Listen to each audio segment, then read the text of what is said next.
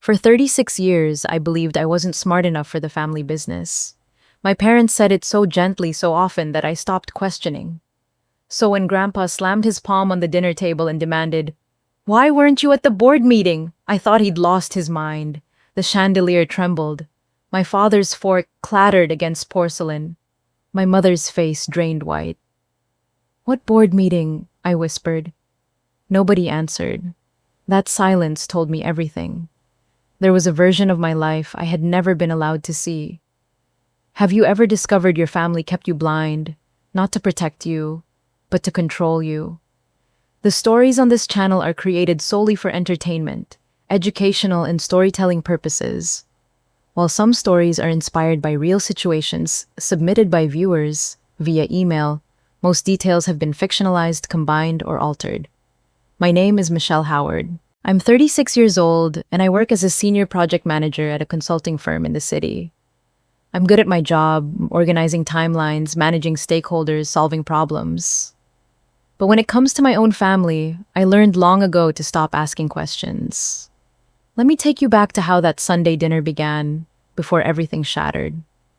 I arrived at my grandfather's estate carrying a gift I'd spent weeks finding, a vintage book about Portland's architectural history from the 1940s, featuring photographs of the neighborhood where Richard Howard built his very first property. I thought it would make him smile. I was right. When he unwrapped it, his eyes glistened and he held the book like it was something precious. "You remembered," he said softly. Across the table, my father's jaw tightened. My mother immediately asked if anyone wanted more wine. That was the pattern. Whenever Grandpa and I shared a moment, someone interrupted. When I tried to sit beside him at dinner, my mother touched my arm with that gentle smile she'd perfected over 30 years. "Let your father sit there, honey. They have business to discuss." I didn't argue. I never did anymore. The meal unfolded the way these dinners always did. My father talked about the company Howard Properties, the real estate empire my grandfather built from nothing. Tonight, the conversation centered on something called the Riverside Project, a $40 million development, exciting timelines, strategic partnerships. I listened with genuine interest. I manage projects for a living. Development fascinates me. When there was a pause, I asked a simple question about the construction timeline. My mother answered before anyone else could.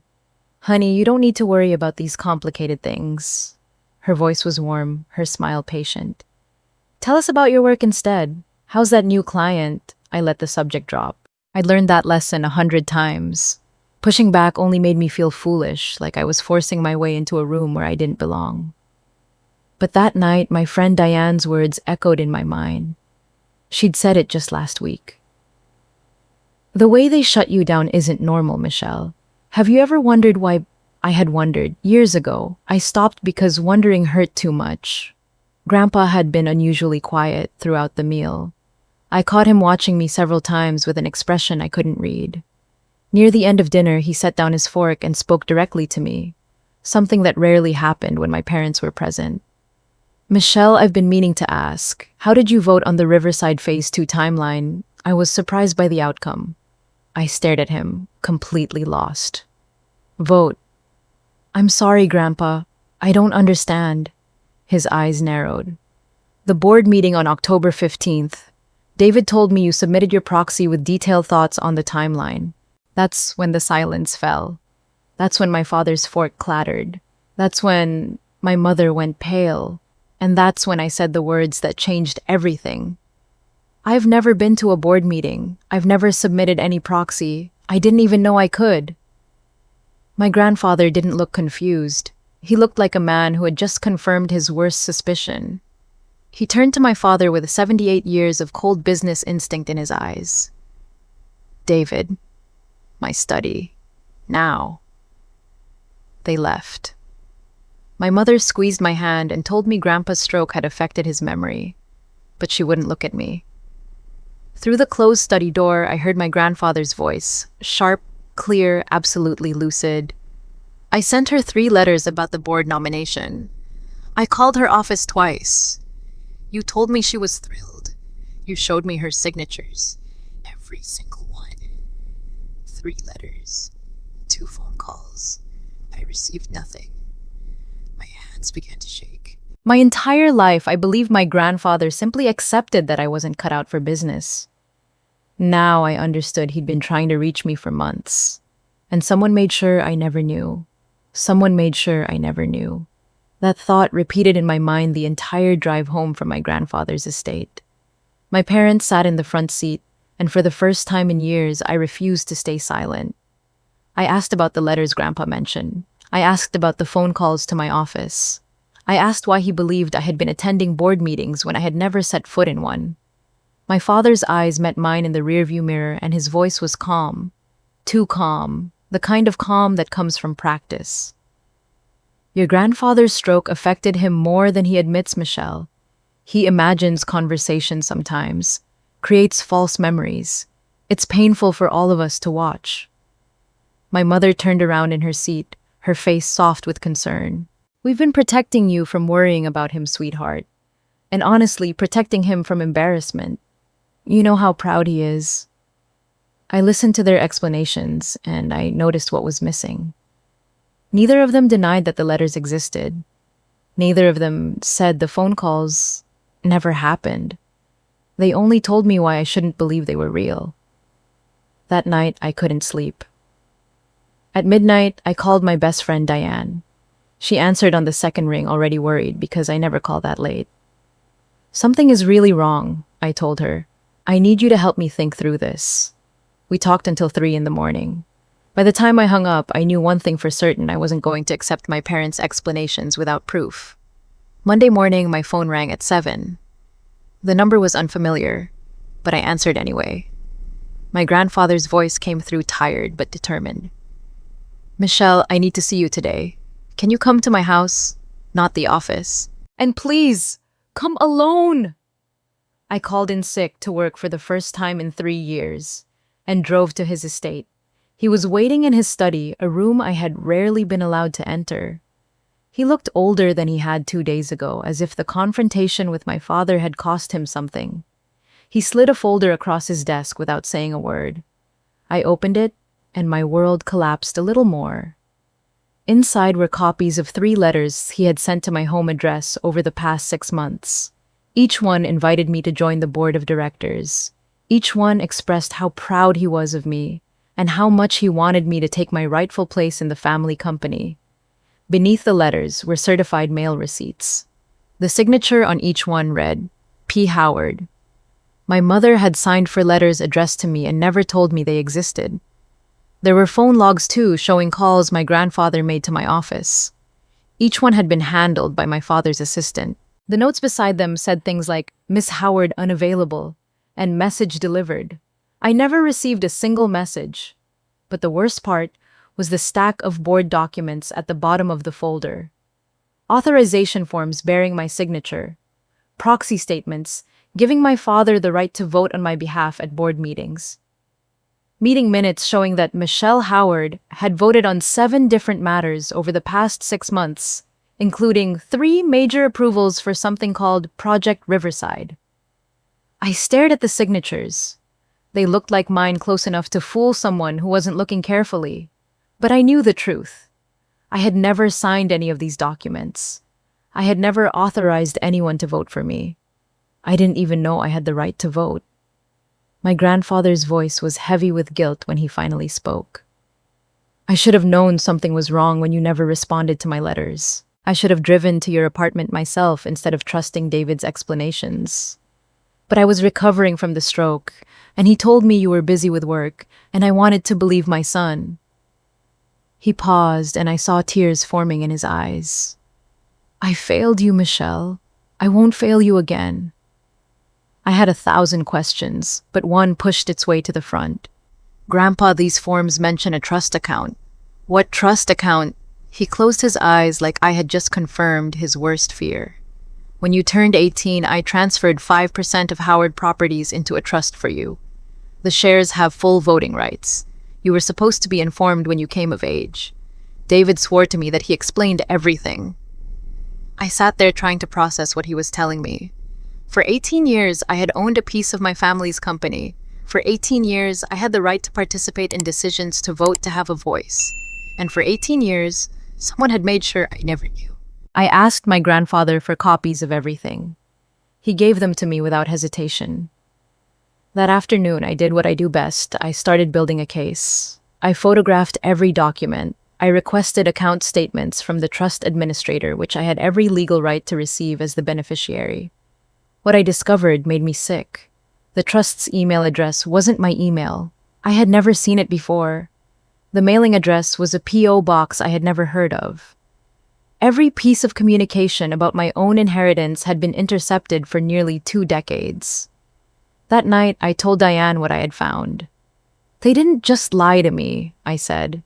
"They built an entire system to make sure I never found out.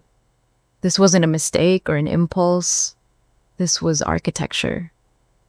By Friday, my shock had transformed into something colder. My parents were attending a charity gala that evening, which meant their house would be empty for hours. I drove there with a determination I barely recognized in myself. I went straight to my father's home office. The desk drawers were locked, but I had watched him open them 100 times as a child. A letter opener and patience were all I needed. In the bottom drawer behind old tax returns and insurance documents, I found a folder labeled MH Career, my initials, my career. Inside were emails my father had sent over the years. To my graduate school advisor suggesting I wasn't ready for the accelerated program. To 3 former employers expressing concern about giving me too much responsibility. And to Thomas Brennan, the CEO who withdrew my promotion 8 years ago without explanation. The email to Brennan was the longest. My father explained that I was fragile, that I needed stability, that advancement would overwhelm me. He mentioned consulting contracts between our companies. He implied that keeping me comfortable was in everyone's best interest. I remembered that promotion. I remembered how devastated I felt when Brennan told me I wasn't ready. I remembered spending years afterward wondering what I lacked, what flaw I couldn't see in myself. Now I understood. There was no flaw. My father had simply decided that I needed to stay small. Every ceiling I had accepted as my own limitation had been built by him. Every opportunity I thought I missed had been stolen before I could reach for it. I photographed every email in that folder. Then I put everything back exactly as I found it, locked the drawer, and drove home in silence. I wasn't just dealing with lies about board meetings anymore. I was looking at my entire adult life redesigned without my knowledge or consent. And I still didn't know why. But I was determined to find out. The Monday after I discovered those emails in my father's office, I sat at my kitchen table and made a list of everyone he had contacted about my career. 3 names stood out, but one mattered most. Thomas Brennan, the man who had withdrawn my promotion 8 years ago. I found him through a simple search. He was retired now, living in Scottsdale, Arizona. I called his number and got voicemail. I left a message explaining who I was and asking him to call me back. He didn't. I called again the next day. This time he answered and his voice was guarded. "That's ancient history, Ms. Howard. I don't see what good it would do to digging it up now." I told him I understood. Then I sent him an email with attachments, copies of the forged proxy documents from my grandfather's folder, photographs of the emails I found in my father's desk. I wrote, "You're not the only person he did this to. I need to understand the pattern." Brennan called me that night. His voice was different, heavier, like a man who had been carrying a weight he never expected to put down. He told me he had kept every email my father ever sent him, not out of sentiment, but as insurance against a man he never fully trusted. "Your father made it clear that Howard Properties' consulting contracts depended on your career staying stable," he said. "I'm not proud of what I did, Michelle, but I had grandchildren. I had employees depending on those contracts. I made a choice and I've lived with it ever since." He forwarded me everything. I sat alone in my apartment and read my father's words from 8 years ago. "Michelle needs structure and modest expectations. Anything more would overwhelm her. I trust you understand what's at stake for both our companies." I cried for an hour. Then I washed my face, poured myself a glass of water, and got back to work. The emails from Brennan confirmed one piece of the puzzle, but I needed more. I needed to understand the full scope of what my father had done and whether he had done it to anyone else. That's when I remembered my Aunt Linda. She had vanished from our family when I was a teenager. My parents always described her as difficult, unstable someone who couldn't handle the pressures of the business world. They said she had a breakdown and moved away for her own good. I never questioned their version. Why would I? I found Linda through an internet search. She was a forensic accountant in Portland. The irony of that career choice hit me immediately. My first call went to voicemail. My second call was answered and immediately disconnected. My third attempt was an email with attachments. Everything I had gathered so far. I wrote, 20 years ago they did something to you. I need to know what it was. I think they're doing it again. 3 days passed before she responded. Her message was short and suspicious. How do I know you're not working with him? I wrote back. Because I'm the next person he set up to take the fall, and if I'm right about what I'm finding, I'm going to need your help to prove it. Linda agreed to meet, but only in a public place with conditions. We sat in a coffee shop in Portland for 2 hours, while she tested me, probing for any sign that I might be reporting back to my father. I answered every question honestly. I showed her every document. Eventually, something in her expression shifted, and she began to talk. 20 years ago, Linda discovered that my father was routing company contracts through a business he secretly owned. She gathered evidence and prepared to tell my grandfather. Before she could, my father launched a campaign to destroy her credibility. He whispered to family members about her mental health. He manufactured conflicts and made sure everyone witnessed her reactions. He organized a family intervention where relatives who trusted him expressed concern about her stability. By the time it was over, Linda had been pushed out of the company and the family. She spent 2 decades believing she might actually be as unstable as they claimed. She became a forensic accountant partly for the income, but mostly to understand exactly how her brother operated. And she had kept the documentation from 20 years ago, stored in a safety deposit box, waiting for the day someone might finally believe her. It's a pattern, she told me. He did it to me. Now he's doing it to you. The only question is why he needs you specifically this time. I told her about Project Riverside. I told her about the forged proxy authorizations. I told her that according to company records, I had voted to approve millions of dollars in transactions I knew nothing about. Linda's face went pale. We need to find out who benefits from those transactions, she said. Follow the money. Over the next 3 weeks, Linda taught me how to trace corporate ownership. We started with the Meridian Development Group, the company partnering with Howard Properties on Project Riverside. Meridian's structure was deliberately obscure. It was owned by a holding company with multiple investors. One of those investors was something called Waverly Partners, registered in Delaware. Waverly's ownership was hidden behind nominee directors, people paid to sign documents without knowing what they were signing. Linda called in a favor from a former colleague with access to financial databases. 3 layers down, we found it. Waverly Partners was controlled by Hartwell Consulting. Hartwell's registered agent was a law firm in Connecticut. The senior partner of that law firm was my father's college roommate. The ownership trail led directly to David Howard. I did the math with Linda's help. If Project Riverside proceeded as approved, my father's hidden stake in Meridian would net him approximately $6 million. But if the project failed, if there were lawsuits, if investors lost money, the board member whose proxy authorized every decision was me.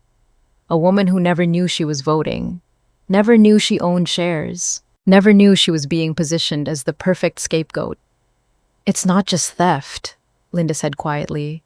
It's your father setting you up to go to prison for him. I spent the next 2 weeks preparing. I hired an attorney. I organized every piece of evidence into a presentation. I rehearsed with Diane until I could deliver the facts without my voice shaking. Then I called my grandfather and asked him to convene an emergency board meeting. The official reason was concerns about Project Riverside's environmental compliance. The real reason was that I had requested as a trust beneficiary with voting rights the opportunity to address the board directly. My father couldn't refuse without raising suspicions. The morning of the meeting, I put on my best professional suit and walked into the boardroom carrying a leather portfolio. My attorney waited outside. 8 faces turned toward me, including my parents. I didn't look at them. I spoke like what I was, a senior project manager presenting findings to stakeholders.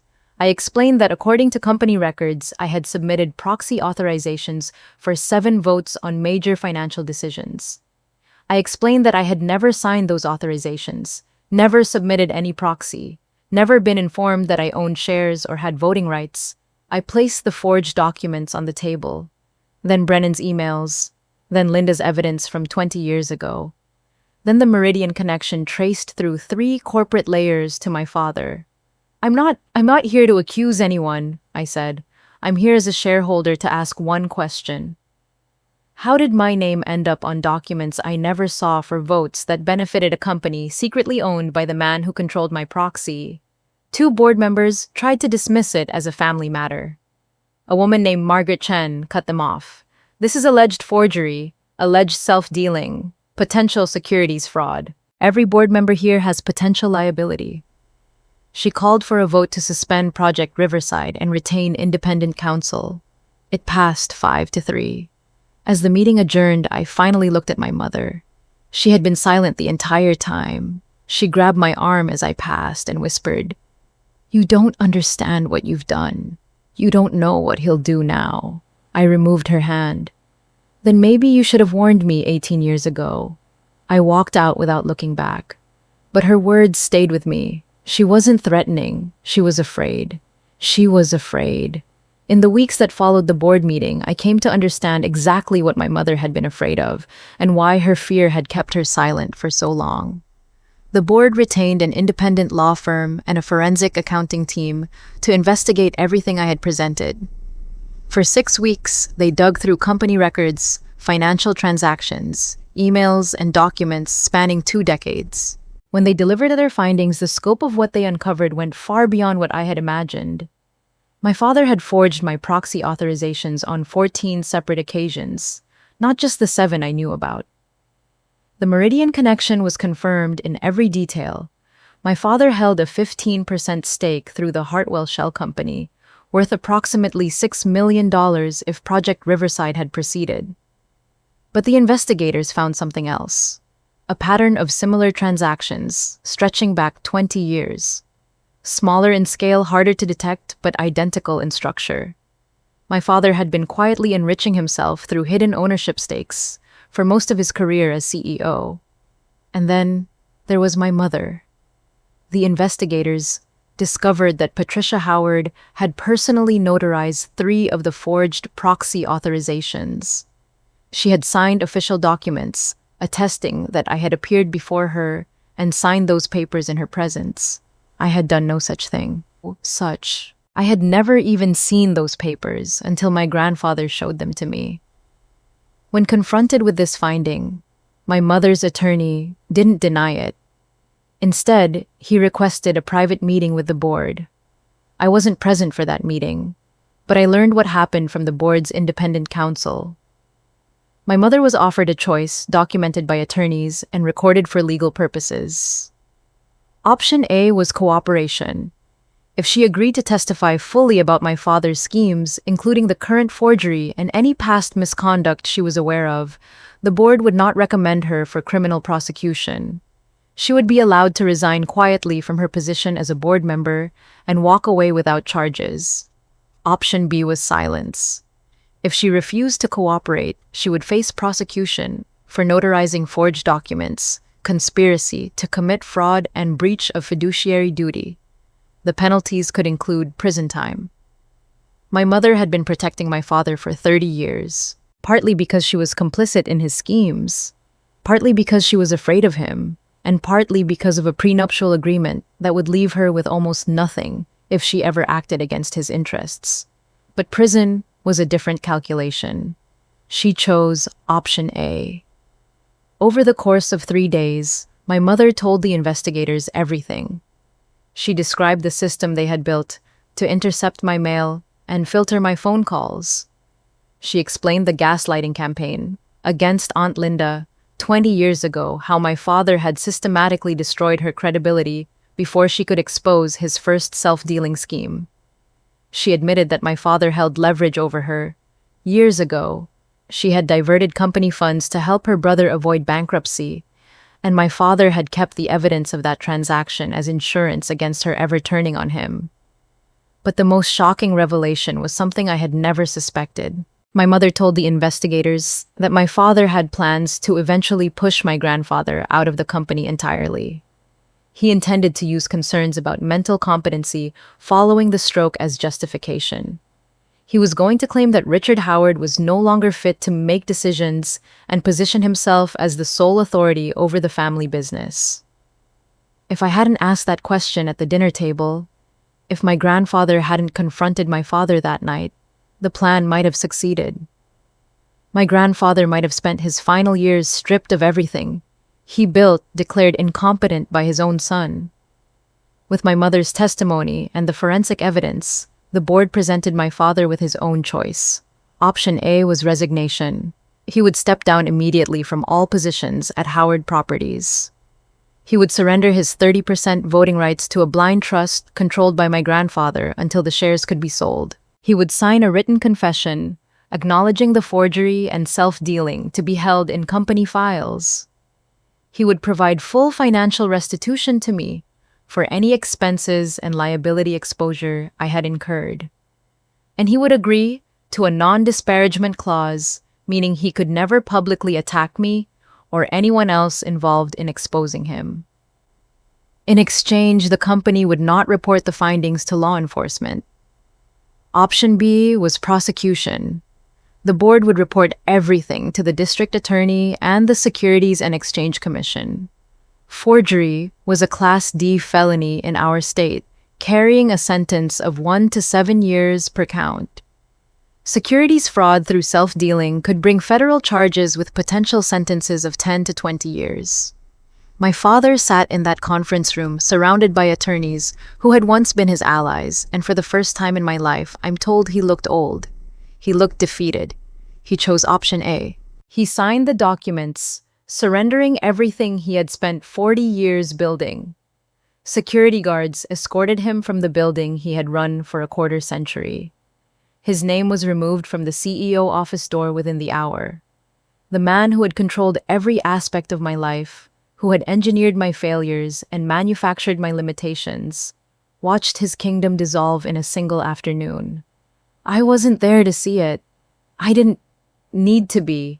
My attorney filed a comprehensive affidavit documenting my complete lack of knowledge about the forged proxies and fraudulent transactions. The board formally voided every vote that had been cast in my name without my consent. I received full indemnification, meaning I was legally protected from any liability for decisions made by someone pretending to be me. The trust administrator, who had allowed my father to intercept my communications for 18 years, was replaced with a firm I selected myself. For the first time in my adult life, my 5% ownership stake in Howard Properties was truly mine. I controlled the voting rights. I received the communications. Nobody stood between me and what my grandfather had always intended me to have. But more than the legal protection, something shifted in how people saw me. Board members who had ignored me at family dinners for years suddenly wanted my perspective on company matters. Margaret Chen, the woman who had called for the vote to suspend Project Riverside, sought me out after a meeting. "You handled this with more professionalism than people twice your age," she said. "Most people in your position would have screamed or cried or made accusations they couldn't prove. You built a case? You presented evidence. You asked questions instead of making speeches. Your grandfather was right to believe in you." I thanked her, and I meant it. But I also knew that I hadn't done it alone. Diane had helped me think clearly when my emotions threatened to overwhelm me. Linda had taught me how to follow the money. Thomas Brennan had given me the evidence I needed about my stolen career. and my grandfather had given me the chance to stand in that boardroom and take back my name. I had built the case, but I had built it on a foundation of people who believed me when my own parents never did. 3 weeks after my father's resignation, I received a phone call that changed everything again. The caller identified himself as a special agent with the FBI. He explained that Meridian Development Group's shareholders had filed a complaint about the canceled Project Riverside. They had lost money when the project was frozen, and they wanted to know why. Their investigators had followed the forensic trail and found Hartwell Consulting. They found the connection to my father.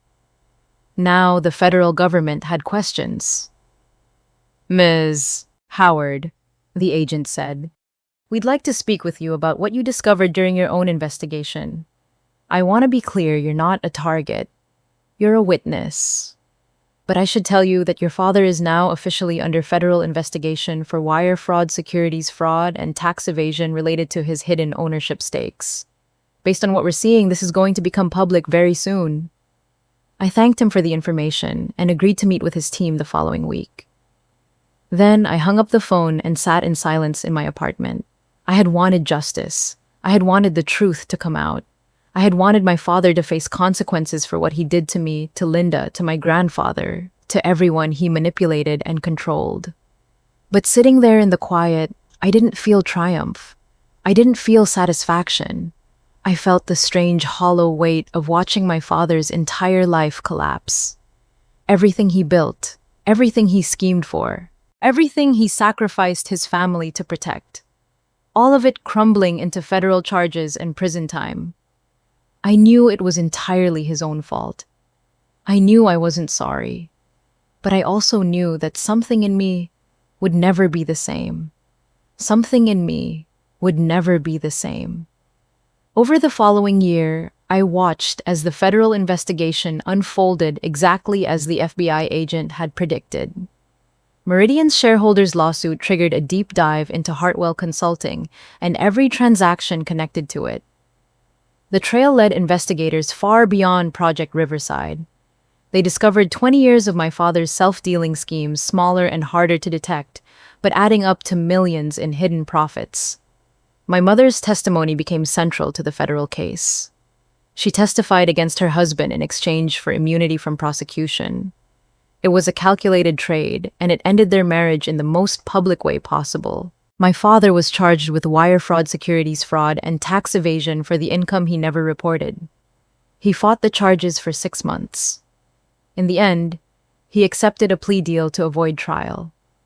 The sentence was 7 years in federal prison, $4.2 million in restitution and fines, and a lifetime ban from serving as an officer or director of any public company. I did not attend the sentencing. I didn't need to. My mother received her immunity. She also received divorce papers, served in the courthouse hallway immediately after her testimony. The prenuptial agreement she had feared for 30 years became irrelevant because my father had no assets left after restitution and legal fees. She sold everything she owned and moved to Arizona where no one knew her name. She took a job managing a small property rental company. The woman who spent 30 years building her social standing started over at 58 with nothing. I do not feel sorry for her. I do not feel satisfaction either. I simply feel nothing, which is exactly what she deserves. Not hatred, just absence. The board meeting where Linda officially returned to Howard Properties was quiet, almost anticlimactic after everything. My grandfather, now 80 and visibly frailer but still sharp, made the announcement himself. I would join the board as Director of Ethics and Corporate Governance, a new position created specifically to prevent what happened to me from ever happening to anyone else. Linda would serve as senior advisor, reporting directly to my grandfather, the role she should have had 20 years ago. 2 women from 2 generations, both erased by the same man, now working together to rebuild what he corrupted. After the meeting, Linda and I stood together on the terrace of my grandfather's estate. 20 years ago, I thought I was crazy, she said. Everyone told me I was imagining things making trouble. I spent 2 decades wondering if they were right. I nodded. I spent 18 years believing I wasn't smart enough, that I didn't belong in rooms like this. Linda looked at me with real pride, without conditions or ulterior motives. The people who tell you that you're not enough are usually the ones who need you to stay small so they can stay in control. I smiled for the first time in months. Then let's stop being small. 2 years after that Sunday dinner, where my grandfather's question changed everything, I stood at the podium of the annual shareholders meeting, the same conference room where I had exposed my father's schemes. I presented the company's new governance structure, enhanced transparency requirements, independent auditing procedures, whistleblower protections. Every safeguard designed by someone who knew exactly how the old systems had failed. In the audience, my grandfather sat in the front row, pride evident in every line of his face. Linda sat beside him, finally home. Margaret Chen, who had become my mentor, and Diane, who took a day off work to watch her best friend command a room full of executives. In the back, required to attend as a remaining minority stakeholder with no voting rights, sat my mother. She came alone. She sat alone. No one spoke to her. She watched me receive a standing ovation and said nothing.